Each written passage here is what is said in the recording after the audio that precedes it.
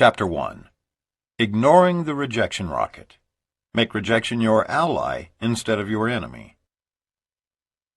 Network marketing is one of the most fun and rewarding businesses in the world, but eventually all network marketers are faced with certain widespread and universal challenges. No matter how long we participate in multi-level marketing, MLM, and no matter how successful we become, there is always the possibility that we will be shot down temporarily by the most prevalent and dangerous weapon of all, the rejection rocket. It can and will strike any time, rendering us virtually immobile, thus destroying our enthusiasm and excitement, which are the essential qualities for success. Rejection by your spouse. Everyone faces rejection in life, but what makes our form of rejection so very devastating is that it often comes from the very people we most love and respect: our spouse, our parents, our best friends, and business associates. We are convinced that rejection causes more people to fail in MLM than any other factor, and often they fail literally before they ever begin, because their approach is from the head, not the heart. Here's the classic scenario. Bob is at a transitional place in his life and open to a career change. He is receptive to listening to a new business concept. He goes to a network marketing meeting, and for the first time, everything makes sense. He may have considered working in this industry 4 or 5 times before, but he was never in a change mode during previous presentations. Now, because he's about to be laid off, he has a transitional mindset. So not only does Bob begin to see the wisdom in networking, but he actually finds himself enthusiastic about the earnings potential. Throughout the second half of the 1-hour presentation, he begins to make a mental list of the friends and associates whom he knows would be excellent at recruiting. Now, let's look at 2 possible outcomes. Regardless of whether Bob actually signs up or not, he's about to be attacked by the first adversary in this business. And unless the person conducting the presentation prepares Bob and the others for what is going to occur by presenting certain facts at the end of the first recruiting interview, Bob is going to quit before he ever begins. Later, we'll return to the particular details of this story, but first let's see what happens to Bob once he leaves the presentation. In fact, we'll examine several scenarios. Because the timing is right in his life, Bob is excited. And because Bob knows several people who will be naturals at recruiting, he can hardly wait to break the news to them that he has found the ultimate opportunity. If the person who introduced Bob to MLM is one of those folks who signs people up at the first interview, Bob may actually fill out a distributor agreement, promising to come back on Saturday for training. More than likely, he won't be asked to sign up at the first meeting, but will instead promise to think about the business and call the presenter back with his answer. However, unless the recruiter carefully prepares Bob for rejection, Bob is now set up for failure. He's excited, though he may not have admitted that to anyone yet. But Bob is about to be blindsided by the rejection rocket, an inevitability seldom explained properly by most recruiters. Because he hasn't been trained, here's what happens. First, Bob corners his wife. He's really excited, and the conversation goes something like this. "Honey, our worries may be over. I think Phil has given us a gift from God. You remember how I explained the cutbacks at my company, and how I told you I could actually be one of the future fatalities?" "Yeah, Bob, but you don't really think after all these years that you could get laid off? I mean, you weren't serious, were you?" His wife finds this inconceivable. "Honey, listen, it doesn't matter. I was just over at Phil's, and he and Nancy have gotten into a new business that looks really great. I can't believe how much money there is to be earned and freedom to be gained. Honey, Phil is about to get his first big check. And I brought home some samples of the products. Nancy is blown away by this cream and shampoo. Here, I brought some home for you to try. She wants you to call her." The rejection rocket is aimed directly at Bob's head and is about to be launched. Bob's wife takes the 2 packets of moisturizer and shampoo from him, looks at them, then at him incredulously. "Wait a minute, Bob. You're serious, aren't you? Let me get this straight. You've been with your company for 7 years. We have a company car, health insurance, and we just bought our dream home. Your boss loves you like his own son and is about to recommend you to the Golden Acres Country Club. They lay off a few lousy executives, and now you're seriously thinking about giving up a legitimate career and all those years I suffered to put you through your MBA program to do some pyramid scheme. Please, Bob, tell me this is a bad dream. Tell me I'm not hearing you say this. Bob grins and reaches out to touch his wife's arm, and she jerks it away, snarling like a cornered wharf rat. He hasn't seen that look on her face since he accidentally backed over the puppy last summer. No, honey, you aren't listening.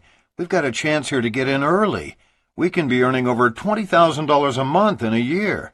Do you realize how many hours I've been working? The baby cries when I pick her up because I'm virtually a stranger.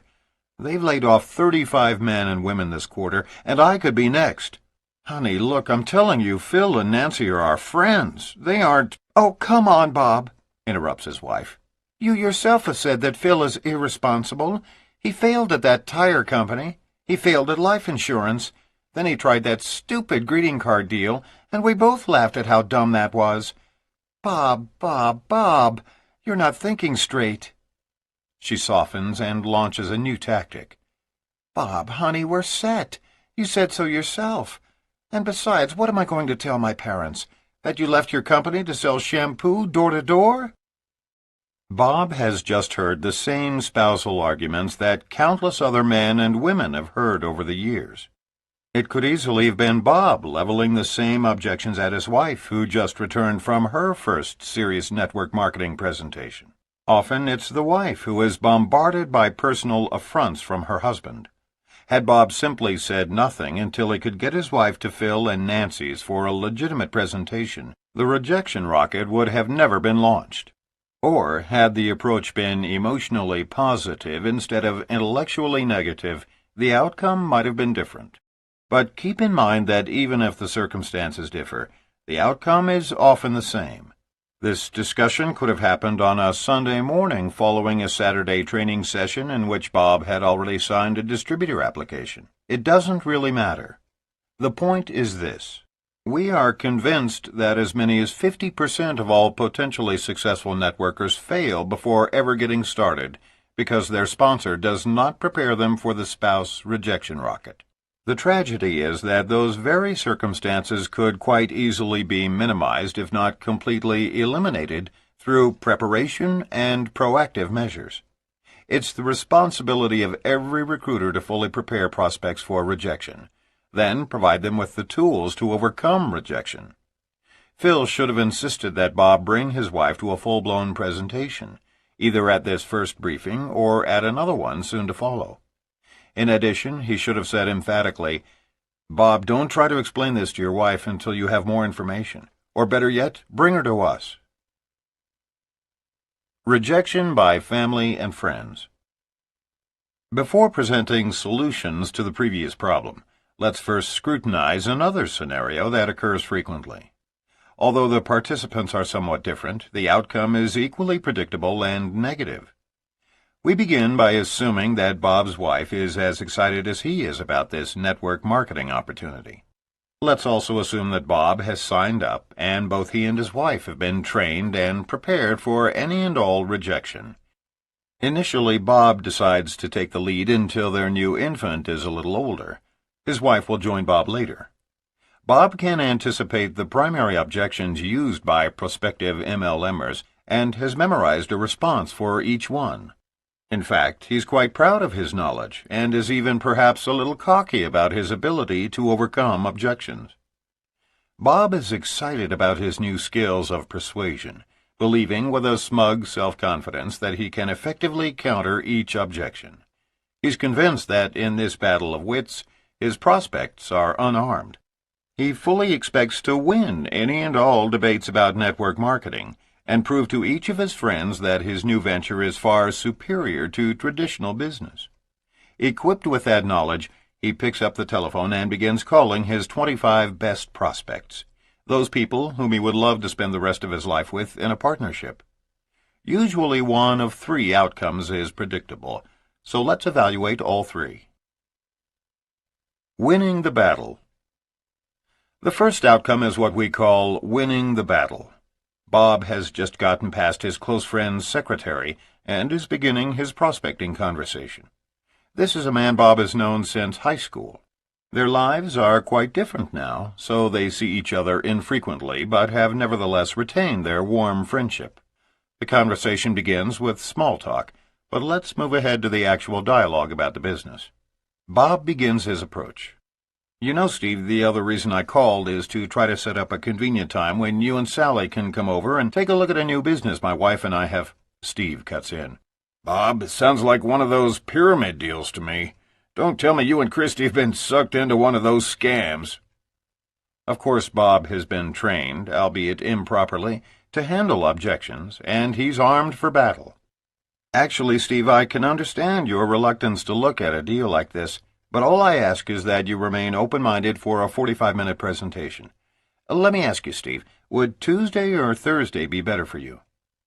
Bob is proud of his canned response, but as we'll see, his pride is very fleeting.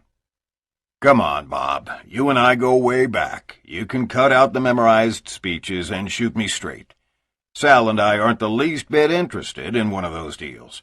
In fact, my own father got sucked into some gold scam last summer and put over $5,000 into the deal, never signed up one person, and has a garage full of overpriced gold coins gathering dust," Steve says gently but firmly. At this point, or really before the conversation had even gone this far, Bob should have realized that Steve isn't in the right time in his life to see this opportunity. He isn't the slightest bit open to the business, and anything said from here on will only further alienate Steve, and therefore hurt Bob's chances to approach his friend at a later date when he may be more receptive. In fact, unbeknown to Bob, he may actually do irreparable damage to their friendship by continuing to pursue the matter. There's a specific 6-month rule we'll present later in the book that will help you avoid Bob's dilemma. But for now, let's assume Bob is unaware of it. Unfortunately, Bob is relentless. He knows he's in a great business and believes that if he can respond properly to each objection, he can perhaps sign up Steve and his wife. Because Steve is a professional who knows many quality people, Bob is absolutely convinced that, of all his friends, Steve has the greatest potential. Bob believes that all he has to do is skillfully overcome his friend's objections, and he's got a winner on his front line. He's sure he will win the battle. But it won't happen. And the reasons it won't happen are simple. Steve is not in the right time in his life for change, and Bob approached his friend improperly. In this particular scenario, the objections and responses to them will probably continue for another 5 or 10 minutes. In a last-ditch effort to shut Bob up, Steve may actually agree to go to a presentation.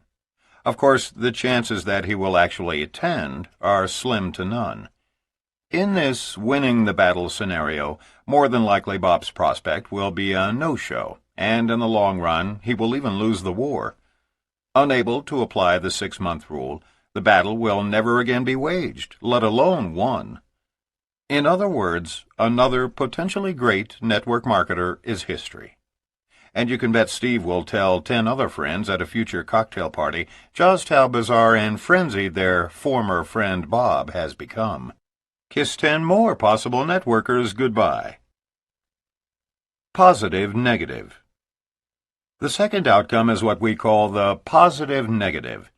In this scenario, the very instant Bob mentions his intentions, Steve jumps in and aggressively points out how much he hates business deals with friends, detests MLM or any other home business pyramid, and adds, "By God, it better never surface again in the course of our friendship." Of course, Bob shuts up immediately and changes the subject back to small talk. He feels rejected because his good friend is so positive that network distribution is a rotten industry. And because Steve is so positively negative about network marketing, Bob decides to never again extend the opportunity to his friend. That is a serious mistake, as we'll explain later when we fully define the 6-month rule. The good old boy. The third outcome is what we call the good old boy. An example of this scenario is as follows. You know, Steve, the other reason I called is because my wife and I have become involved in a business that we want to share with you.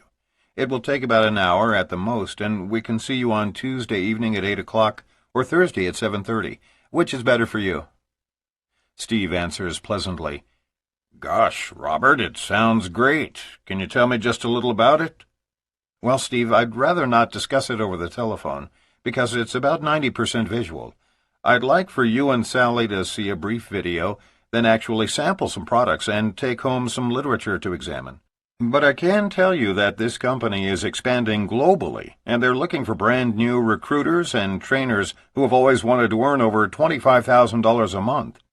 My God, Bob, Steve excitedly responds.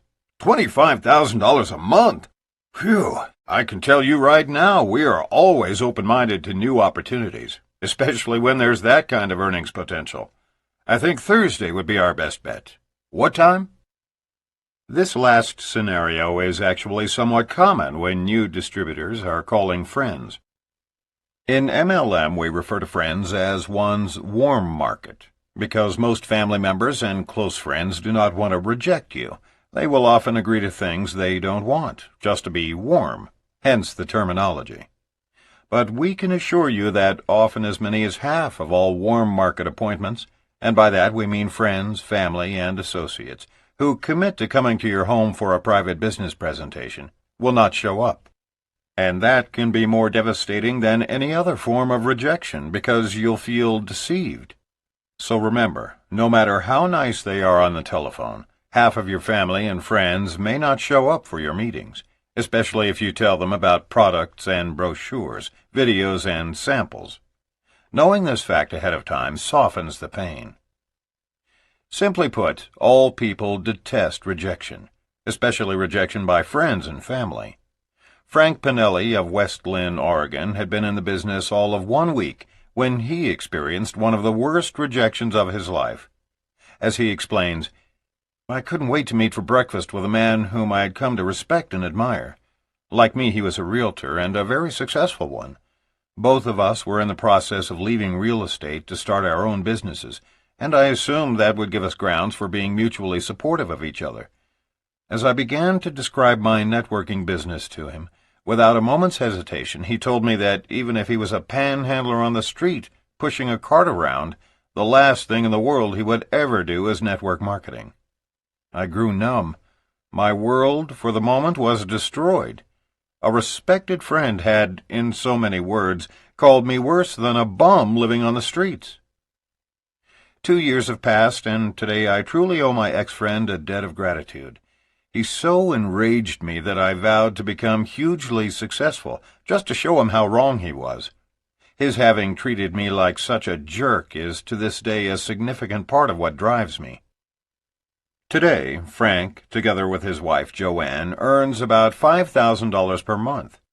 But rather than homeless or, even worse, 70-hour-a-week realtors like their ex-friend, they are both stay-at-home parents to 2 young children and, in their words, job share the business around them. Friends are often our biggest dream stealers, and once a dream is stolen, it is not easily recovered. But Frank and Joanne turned what could have been a stolen dream into a burning desire to rise to their full potential. Today they both love what they do and have their sights set on making it all the way to the top. And when they reach the very pinnacle, it will undeniably be because one business associate tried to smash their hopes and dreams. Perhaps once they make it to the very top, their realtor friend will decide to join them in business. Dennis Clifton, who together with his brother David built our strongest global organization, remembers how excited he was about his future when he first signed up back in May of 1986, before any of us knew what we were doing. As I began to go down my list, I quickly realized that this wasn't going to be as easy as I had hoped. Almost every person that I called was unwilling to even meet with me.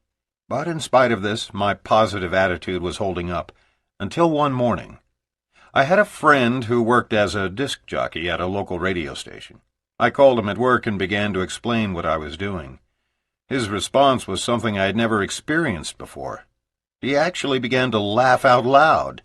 Now, I don't mean a whimsical smile or friendly chuckle. I mean a wall-rattling, spirit-crushing belly laugh. I was devastated as I hung up the phone. I had never been laughed at quite like that before. Then all the voices began to come to me. Why in the world am I doing this? Nothing is worth this kind of humiliation. Since nobody seems to want to do this, maybe they know something I don't. If I quit now, I'll never have to go through that again. I can remember slipping into that black hole that so many new distributors never come out of. When my phone rang, it was my sponsor, Mark Yarnell. He asked, "Hey, big boy, what's happening?" I responded, "Mark, you're not going to believe this, but I just got laughed at, big time." Then I told him everything that happened, and guess what he did? He started to laugh uncontrollably. After a few minutes, when he regained his composure, he said, "Dennis, don't let yourself worry about that goober. Just send him a copy of your check in 6 months." What a great response. For the first time in my life, I understood the full meaning of the old saying, "He who laughs last laughs best." Today, more than a decade later, that man who almost laughed me out of the business is still a disc jockey in Austin, Texas. Me? I live in the mountains in Colorado with my wife and kids, and run an international business with distributors in over 20 countries around the world. I've made millions of dollars since that first laugh, and I can assure you it was worth it. Let 'em laugh. Maria Perkins of Santa Barbara has been with her company for 8 years and has made it to the 3rd level of her compensation plan. She sees her role in network marketing as a conduit or bridge for people like herself who cringe at the thought of sales, and recommends that her associates approach the business like professional consultants.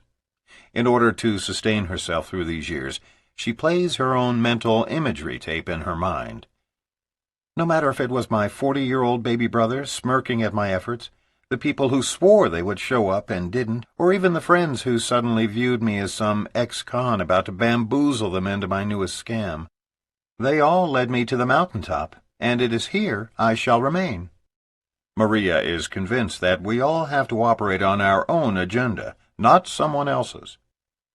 May you be as fortunate as Frank, Dennis, and Maria when you have one of your friends put you down or scoff at you. Later we will discuss the very finest friend approach in order to minimize the rejection like these distributors faced. But we hope that learning of their battles with rejection will assist you in coping with your own. Fine wine can be a byproduct of sour grapes. Turn your battles into a motivational force, and let that force propel you through those early rejections. Dennis is right. It is all worth it. Preparing your prospects for rejection.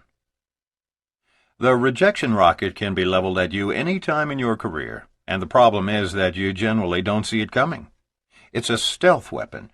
It can take many different forms and is frequently unrecognizable right up until impact, and then kaboom!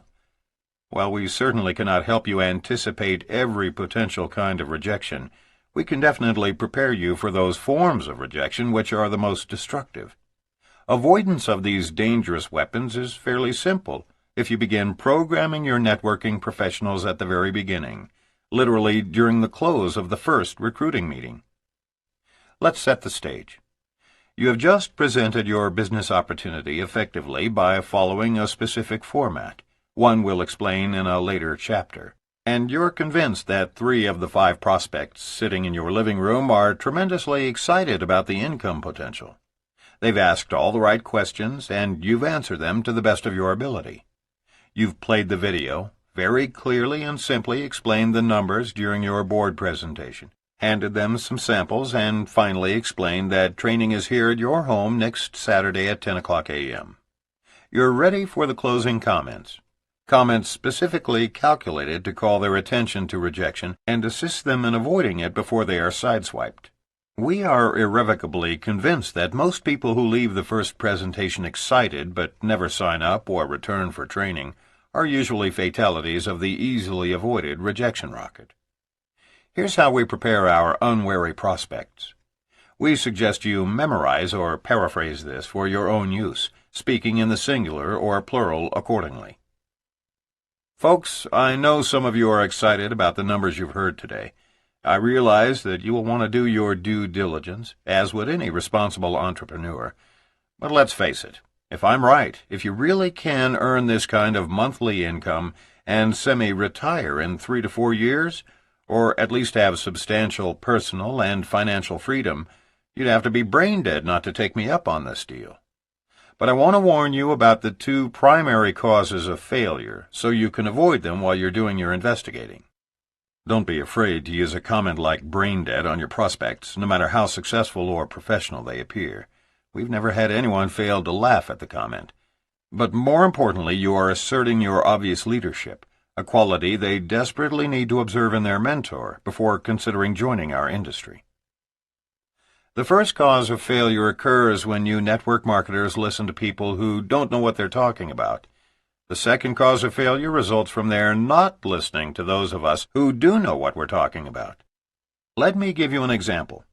It's just human nature that when we get excited about something, we want to share it with others. Whether it's a new flavor of ice cream or a business opportunity, it doesn't really matter. We want to share it, especially with the people we most care about. That's fine with ice cream or a good movie, but it's not right to share this business with anyone until you're completely trained and knowledgeable about our company. Why? Because the primary cause of failure in our profession stems from people getting excited about the tremendous earnings potential and then charging out to tell their closest friends and relatives before having the slightest idea how to do our business. It is critical that you not say anything to anyone until we have taught you a successful approach. If you begin talking to your relatives and friends about this industry, most of them are going to tell you that you've lost your mind. And even though you think you've got all the facts, even though you know the truth about the earnings potential, and even though your friends, neighbors, and relatives know nothing, they will still tell you you're an idiot. And if you have 10 or 20 people in a row question your sanity, especially people you know and love, you will give up before you begin. So don't even attempt to sell your spouse on the opportunity. Simply get him or her back here for a presentation as soon as possible. Now, I know you think you're strong enough to avoid being influenced by people whom you know are completely ignorant about our company. Everybody thinks that. And let's say that you are. Let's say that even if 20 friends and relatives reject you and tell you you're an imbecile, you do not collapse under the weight of their negative attitudes. The real problem is this. Once they've told you not to get involved, even if you later skillfully prove them wrong and answer every one of their concerns, they will not sign up. Remember, once they've ridiculed you for getting into MLM, they cannot afford to sign up themselves because that's tantamount to admitting their own foolishness. And in this era, many folks are more interested in impression management than in taking responsibility for their own lives and creating financial independence and time freedom.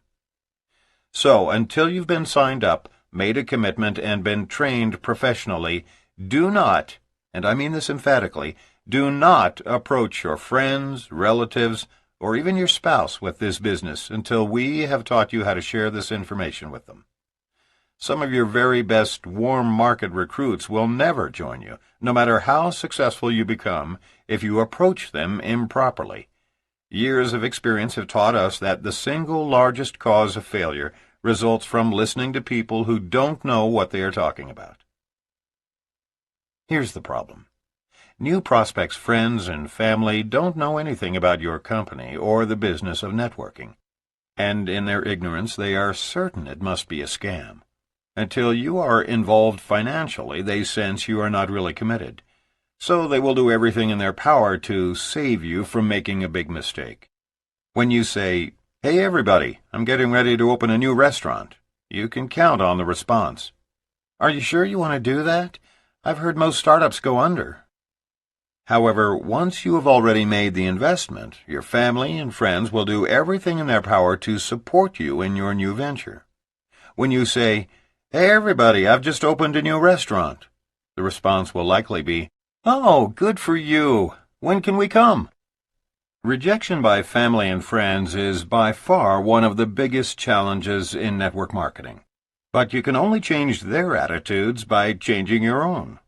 After you've elevated your own self-esteem and confidence level, only then will you be able to help others elevate theirs, often altering their opinions, strengthening your family's support or interest, and opening doors to your friends and associates. We wrap up our business presentation by discussing the second cause of failure: not listening to those who do know what they're talking about. If any of you do decide to sign up and become my frontline associates, you must also be willing to duplicate exactly what I teach you. This business is totally different from traditional business, and if you're going to sign up and then try to reinvent the wheel, you're going to fail. So promise me you'll follow our system, or, frankly, I'd rather not even have you sign up. Fortunately, we are in an experienced organization, and we know what we're doing. Your first 90 days are critical, and we start the clock today as you begin your decision-making. That dialogue is the way we close our in-home recruiting presentations nearly verbatim. In fact, as prospects are preparing to drive away, we will frequently remind them one last time. Don't forget, please don't attempt to explain this business to anyone, especially your spouse, until after you've been trained. As they depart, we are already beginning to visualize them as partners. The rejection rocket can be deterred quite effectively if it is anticipated and fully understood by new networkers and prospects. Actually, if you train new frontline people properly based on the systems we will advance throughout this book, rejection will be the least of your worries. In fact, once new distributors finish with their warm market prospects and enter the cold market, rejection is one of their greatest allies. Why? Because the sooner it can be determined that a prospect is not receptive to a network marketing opportunity, the sooner the distributor can file her away for a 6-month follow-up and move on to viable prospects without wasting time. Like so many network marketers, Paul Del Vecchio and Jennifer Tallow of Berkeley, California, are still struggling to build their group. And because of their positive outlook, it is growing, slowly. But rejection has been their single biggest hurdle to overcome, especially that first year. In Paul's own words, "I'm sure there are people who breeze into MLM and skate their way to the top, but this was not my case.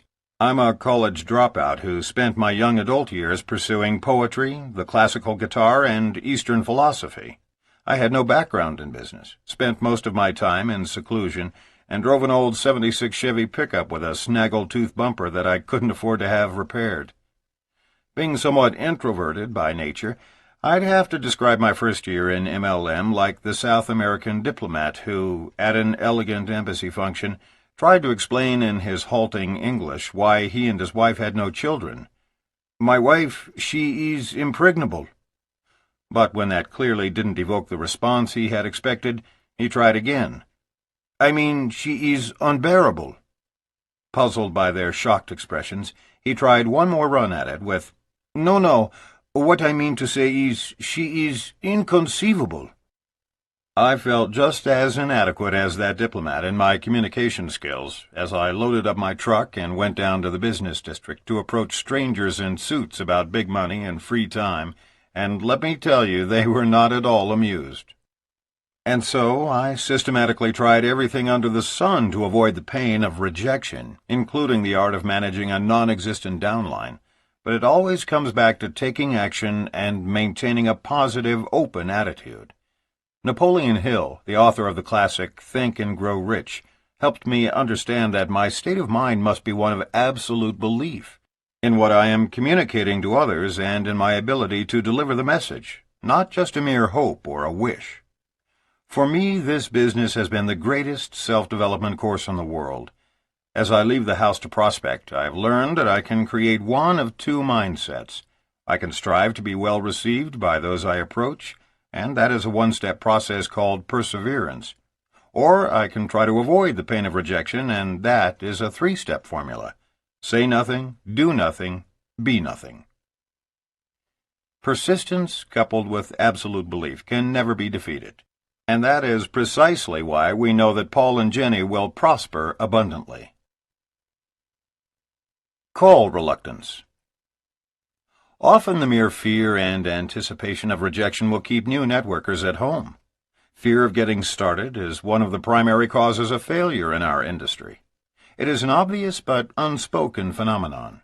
New marketers will hide behind the need to study the products more or attend a few more meetings, watching how you do it over and over, even though they've already seen it 10 times. They will gladly attend training meeting after training meeting, invest time in their new business by listening to audio tapes on how to prospect and overcome objections, and generally do anything and everything possible to avoid actual prospecting. They will become involved in all manner of unproductive activities just to avoid having to, in the words of the great Nike, just do it. Then, after days, weeks, and sometimes even months of such busy work, they will decide that this business just doesn't work. After all, they haven't succeeded in building an organization. The reason is clear to everyone except them. The mere anticipation of rejection leads to call reluctance, which can, and often does, lead to failure. Often, a week or so before they quit, we hear the essence of their failure in the remark, "If something doesn't happen soon, we're going to have to get a job to make ends meet." In traditional business, things may just happen, but in network marketing, success comes to those who make things happen. And by the way, call reluctance is not an experience limited to non-professionals. Often it's the most sophisticated executives who carry this secret phobia, not of actually being rejected, mind you, but of the fear that they might be. Mark recruited the mayor of a major southern city, and after 6 months of virtually zero activity, he asked the mayor for his warm market list. He reluctantly handed over his top 25 names, but Mark couldn't find one person whom the mayor had actually called. In the final analysis, the mayor had to admit that he was afraid to call those friends because an election year was approaching and he didn't want to risk damaging his reputation with his constituents. He quit, having never called one prospect because of his fear of rejection. He later had the audacity to state publicly, after failing in a second network marketing company for the same reason, that MLM is a scam. He came to that conclusion without ever having called a single prospect. Not being taken seriously. Those who make it past the initial fears of getting started will often be assailed by other elements of the rejection rocket. Common among women is not being taken seriously, one of the most degrading forms of rejection. It is common for an interested male prospect who is shown the business opportunity by a professional woman networker to think something like, "I'll have to talk to my wife about this little home business." It's not a case of the woman being ineffective or the man being demeaning. It's just that most men cannot identify with having a woman recruiter who is working at home. And if she is distributing cosmetics or some other product or service with which he cannot relate, that only serves to compound the problem. No matter how strong a female leader is, in some cases the male ego cannot be assuaged by her alone. On these occasions, the potential rejection can be sidestepped by having a male upline or a male partner assist her in closing such prospects. This is not codependency, but rather part of the intrinsic nature and value of what we call double-gender closing, because ours is a team-based business. First-year associates need not close prospects alone. It's teamwork that earns leaders the right to receive multi-level compensation. In some situations, women have discovered that their gender challenges come from within rather than from without. Historically, men have had more self-confidence, while women still struggle with poor self-esteem.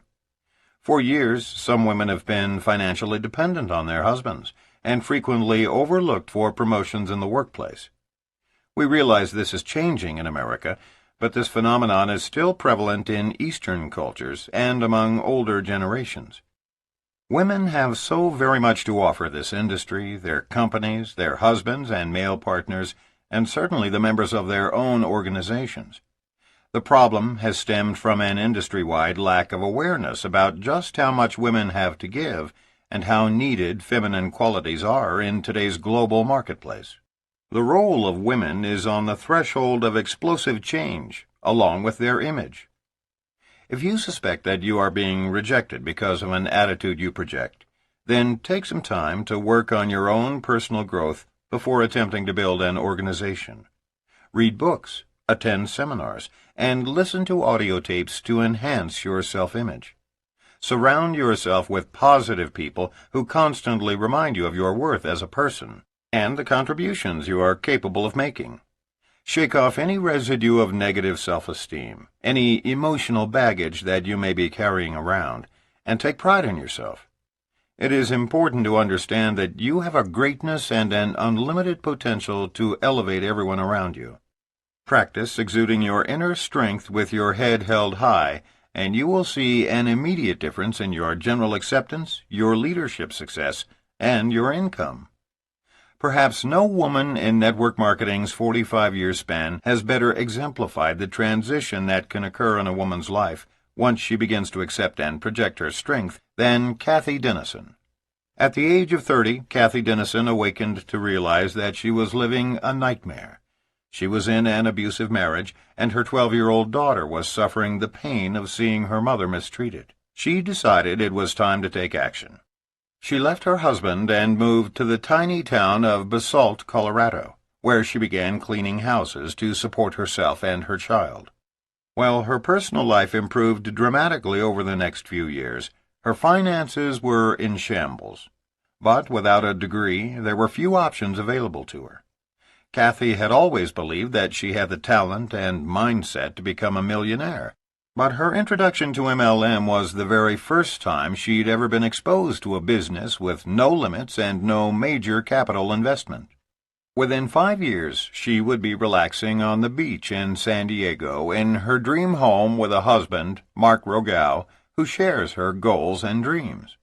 Many people were first introduced to Kathy Dennison and her remarkable story in Richard Poe's bestseller, Wave 3. But no one can write as dramatically and accurately about Kathy as Mark Yarnell, who personally sponsored her and served as her mentor for her first years in this business. When I first met Kathy Dennison in Aspen, Colorado in 1987, she was a single parent, living in a tiny one-bedroom apartment, doing her best to support her family on her meager maid's income. I had begged our realtor to help me find a housekeeper because we were entertaining so many friends. Our home rapidly became like a bed and breakfast. By the way, move to Aspen and you'll learn just how many of your friends love you. Kathy agreed to meet me as a favor to her best friend, the realtor, but had actually decided not to accept the job. At that time, she was already cleaning numerous houses and felt burned out. On the other hand, she really needed the money, and she owed the realtor a debt of gratitude for the numerous jobs she had arranged for Kathy after she left her abusive marriage. When Kathy walked into my home that first day, I was immediately impressed with two things. First, she was obviously an extrovert. Second, she had enthusiasm, a very warm smile, and although she was working as a maid, she was definitely a people person. Naturally, the old recruiting Yarnell came out, as he generally does whenever I meet a strong personality. But in Kathy's case, I suppressed my enthusiasm as rapidly as it surfaced, mainly because I wanted to devote a solid year to snow skiing, hang gliding, and writing the first edition of my book, Power Multi-Level Marketing. And truthfully, even though I teach new distributors not to play God, that is, never to qualify prospects, and always assume that everyone has the potential to succeed, I violated my own teaching. I decided that in spite of her enthusiasm, I wasn't going to sponsor my housekeeper in a town of 2,000 because the chances of her success were minimal. What a fool I was. After finally awakening from my stupor and signing her up, Kathy promptly signed up every possible prospect in Basalt and Aspen, then moved to San Diego and gradually built a business that transformed her into a millionaire. After recognizing my own stupidity in prejudging a maid, I made the decision to never again violate the one definitive precept in our industry.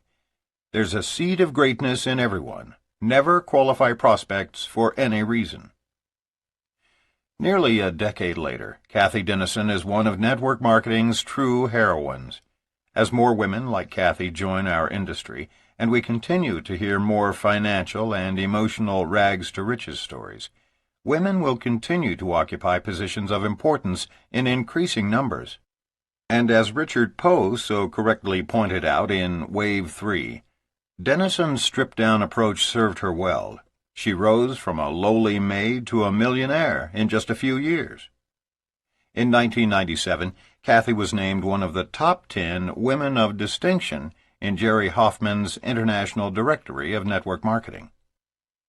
We spent an afternoon skiing in Switzerland during the winter of 1997, and when we returned home, we saw the familiar red light on our answering machine signaling that we had a message. That simple 2-minute message meant as much to us as any other achievement in either of our lives. Mark flipped the on button, the machine rewound, and there, in a broken voice, was our frontline associate, Kathy Denison. Her message was a simple, "Thank you for believing in me."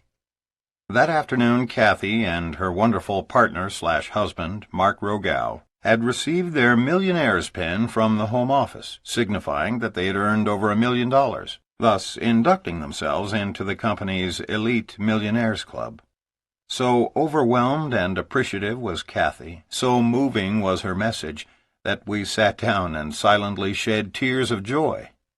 In that brief moment, the purpose that most forcefully drives us in network marketing was fulfilled. To this day, we can write without equivocation that you could take away everything we own, our income, our entire downline, homes and cars, and our involvement in network marketing would be justified in its entirety because of the joy we felt for Kathy and Mark on that afternoon. Seldom, if ever, has one of life's experiences so touched us at the very core of our beings as did Kathy's short message. Kathy has an inner strength, a personal belief, and an unmistakable self-worth that allowed her to rise from maid to millionaire. We believe there are thousands of women out there just like her, and every one could succeed if they could shake off their limited programming. To any woman who may feel assaulted by the rejection rocket because of her own self-imposed struggle with a negative self-image, we suggest that you select another successful woman as a mentor. Allow her to coach you every step of the way, and duplicate her steps to success. Don't take rejection personally. New associates must be taught that a no thank you is not a personal rebuff. A waitress pouring coffee in a coffee shop might be told, "No thanks," by one, "No more for now," by another. She might be told, "I have plenty, thanks," or even, "I don't like coffee." But none of these responses sends her running to the ladies' room in tears because all of her customers rejected her. And yet that is comparable to what happens to brand-new distributors. They take no, however it is said, too personally. In our industry, a decline to participate in the opportunity most often means, "The timing isn't right for me now." Occasionally it means, "I don't like direct selling." But it never means, "I don't like you." Think of prospecting in MLM as a sifting process. Like the waitress walking around with a coffee pot, we are merely searching for those who would like to have what we have to offer. Accepting no is merely part of the process of finding those who say yes. Consider this fact. Of the first 67 individuals whom Mark first approached about joining his organization, 66 said no. This slow start was mainly because Mark abandoned his warm market. He was a minister at the time and felt that it would be a conflict of interest to call on his church members. So he began in a predominantly cold market. Later, he finally recruited a few parishioners after he was himself certain of his company's long-term stability. However, his first prospects were cold calls, and all but one rejected his offers to even see a presentation. Mark felt like quitting right then, and his sponsor actually did that week. Instead, Mark called Richard Call, his upline mentor, who persuaded him to remain in the business. Had Mark's original upline sponsor not become discouraged by rejection and stayed involved, he would have, after 5 years, been earning over $1 million a year off Mark's downline alone. By the time we married and merged downlines in 1991, it had exceeded twice that amount. That's what the rejection rocket can cost a person. Personal rejection is one of the toughest human emotions anyone can experience.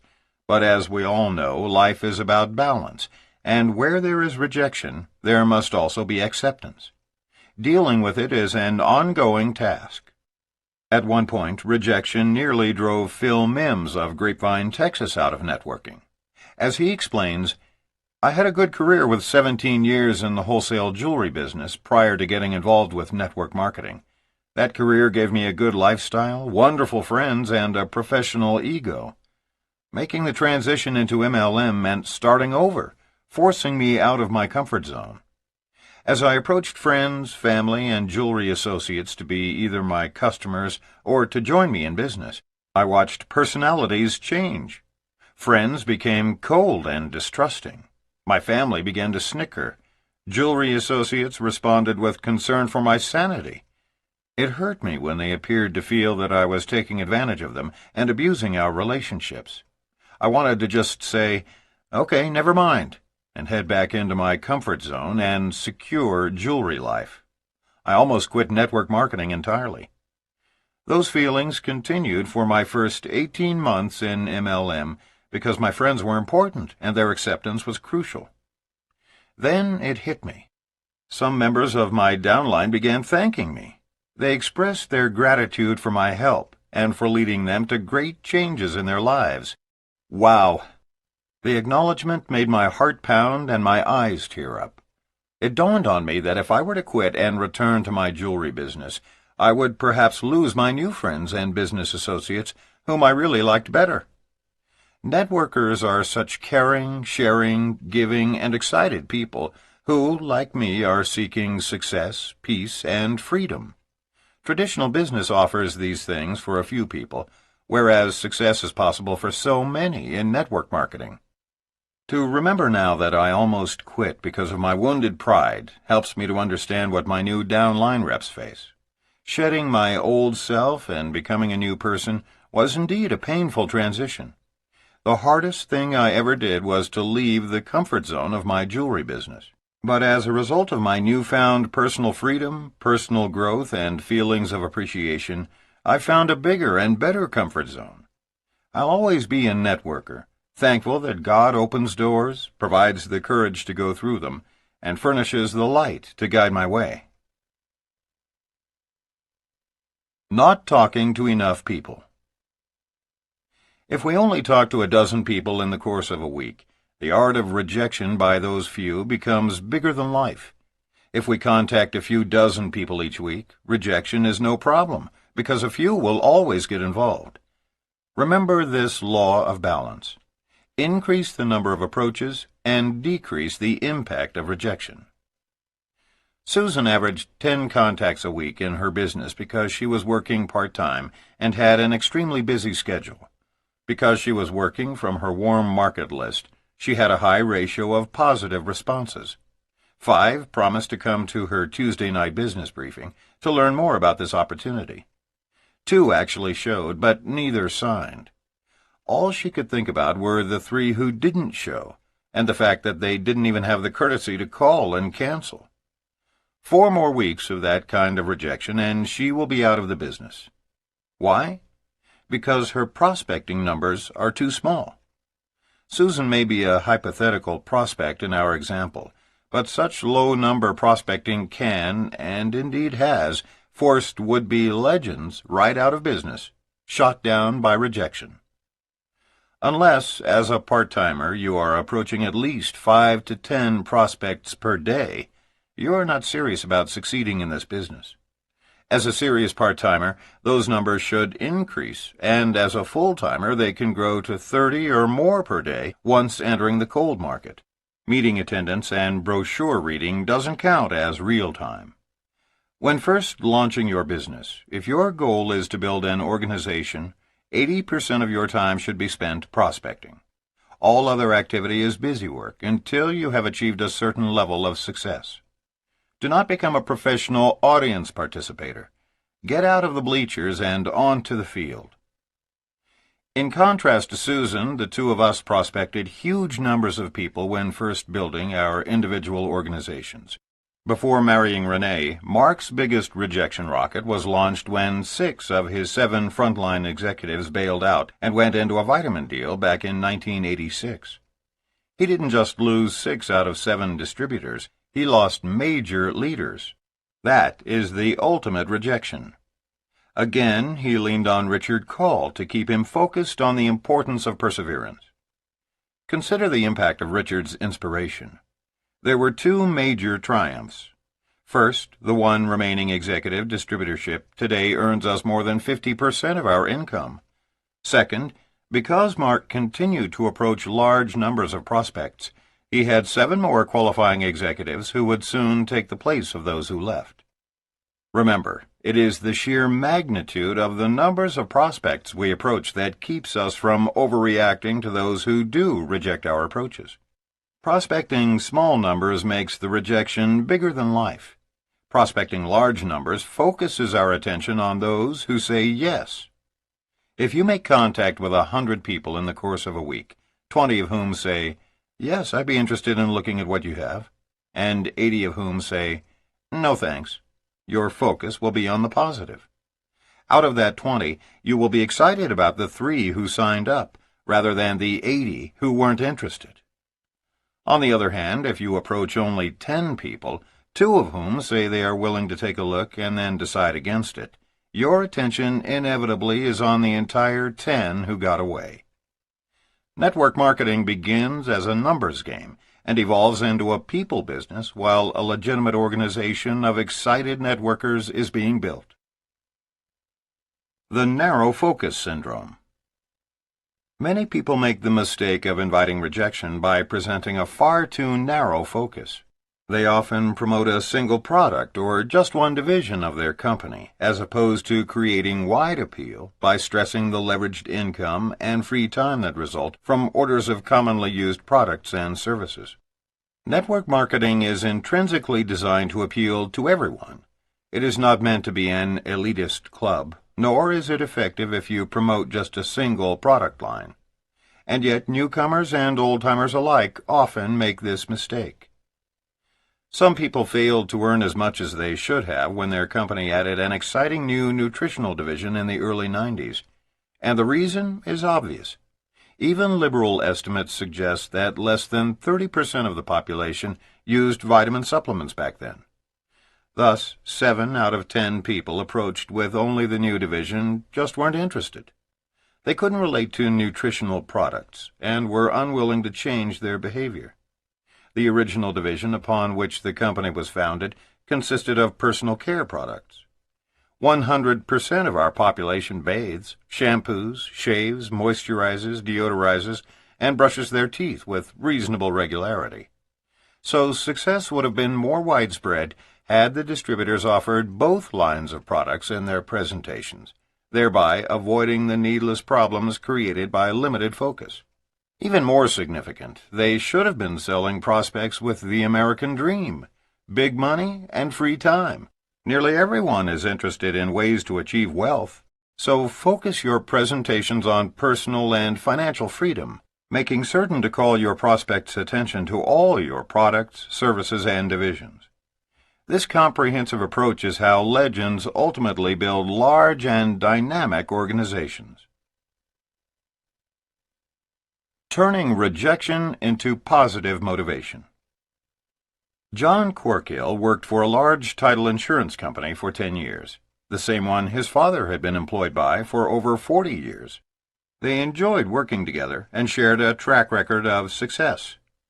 When corporate politics became unbearable, John, with his father's understanding and support, went to work for a competitor and tripled his income during the first year.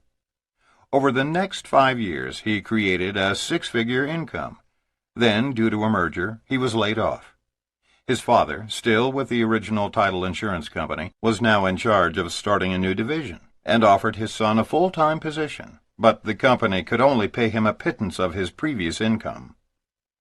1 week before he was due to start the job, John was introduced to network marketing.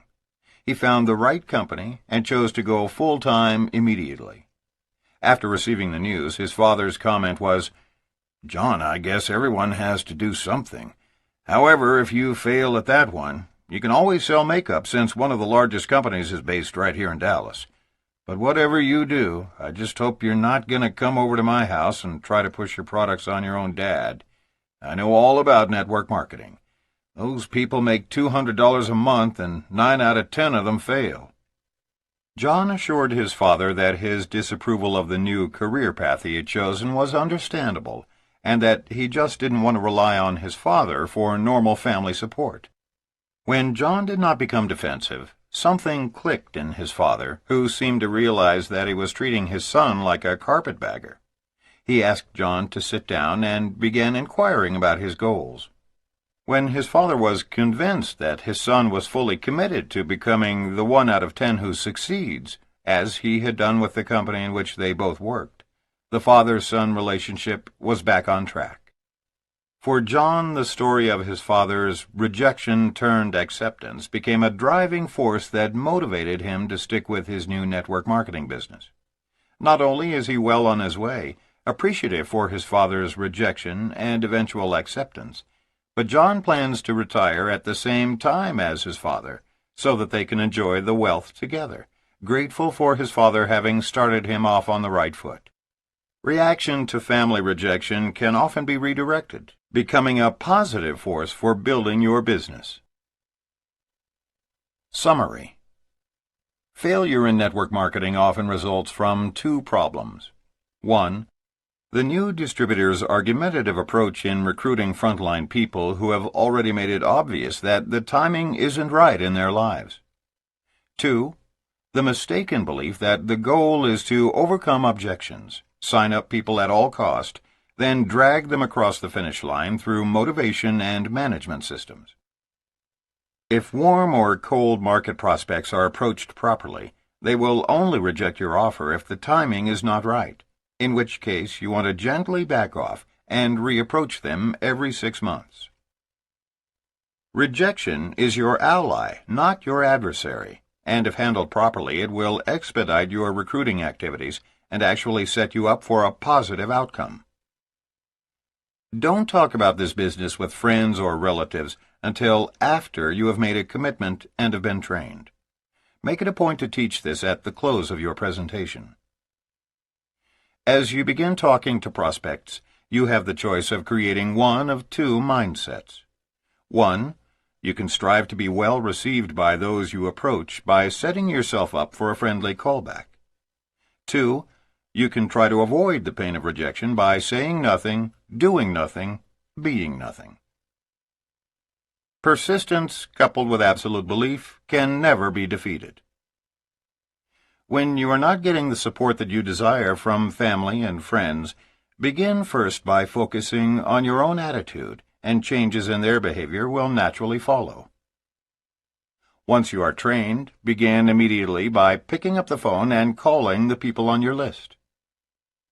Don't let call reluctance and the fear of rejection stop you before you start on your adventure in network marketing. Rely on the credibility of your upline leaders. Remember, you are in business for yourself, but you are never in business by yourself. As their sponsor, prospects look to you as their mentor and leader.